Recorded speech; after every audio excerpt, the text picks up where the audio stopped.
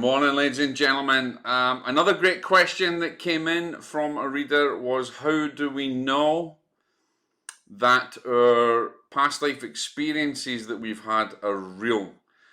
In this video, we're going to get right into it. How do you know what you've been told by a psychic reader, by a therapist, a regressionist, that your past life experience is real? So if you're interested in past lives, then wait till we come right back. We're going to talk more about how you can understand past life regression and how real your experience is. God bless. Hi, good morning, ladies and gentlemen. Welcome back. This is Jock here. I am a professional medium. I am the author of Deadly Departed. And if you're new to this channel, then welcome to the channel. Don't forget to subscribe and hit the notification bell, because I answer questions about the paranormal and the afterlife from my readers and from people who interact with me on social media. So if you've got a burning question, you can put it below any of the videos, or you can contact me in social media. So welcome. What is today's question? Today's question, as I had mentioned before, is about reincarnation, and that is a really hard question to discuss, talk about, or to get to grips with. And one of the questions was from one of my members, or followers if you like, on Instagram, who contacted me and asked, Jock, how do I know if the reincarnation that I've had, or the past life that I've had, is actually true? Well, the reality is, here is my answer. The reality is you don't actually know it's true. And this is the same with channeling and all sorts of things. Unless anything has some form of evidence. There's three pieces of information you need to get. One, you need to get evidence of that past life. And even the same in mediumship, you need evidence. Two, there has to be a connection somewhere, right? There has to be that connection. And three, it has to be validated, okay? You have to validate the information. You see, anybody can go and see a past life regressionist or a past life therapist, or even a medium, okay? I did it again. I keep hitting that thing. Or even a medium. And anybody can tell you who your guide is. They can just say, okay, I feel I've got a nun coming through, and this nun's called Mary, and Mary's your guide. Or I can see that you were a samurai and back in Japan, or you were the Knights of the Round Table. The problem is, ladies and gentlemen, that is very subjective, and any person can actually do that. Anybody can shut their eyes, create a vision coming from their ego self, and give you anything that fits. And of course, the other thing is, what you don't think about is, if that person's intuitive at all, they might actually be reading your morphogenetic field. And so when then you come back and you say, oh my God, yeah, I did think I was the Knights of the Round Table, and I've had a past life as a knight. How do you know that that medium, that therapist, or has not actually read that information from your auric field or your morphogenetic field, okay?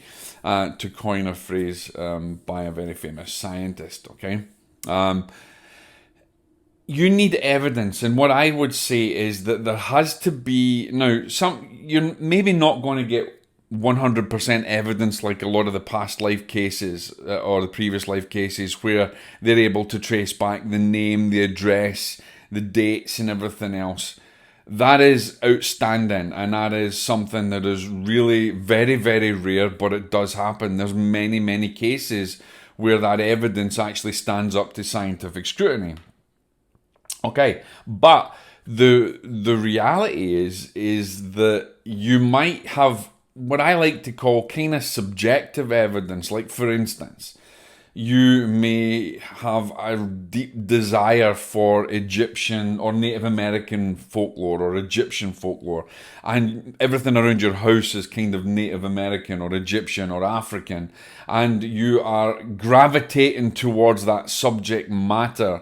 That is what I like to term as subjective evidence. And if we think about what I've talked about in my other videos, a pyramid of evidence, so even when I do mediumship readings, I try to give a pyramid of evidence. And evidence is the baseline. Everything is interconnected, so it's connected. Anyone can say that you've had a past life and make it up. Anyone can say this is your guide and make it up, okay? There has to be evidence that goes with it. And so the subjective evidence, and that may be the wrong term for people, but the subjective evidence may be something that's in your life, that's flown in your life, that you're really drawn to and that you can't get enough of. That may suggest that you have had a past life experience gravitating towards that subject matter. Again, you may have a fear of drowning, or you may have some kind of emotional blockage that also may indicate that you have had a past life where that event is carried with you through to this life.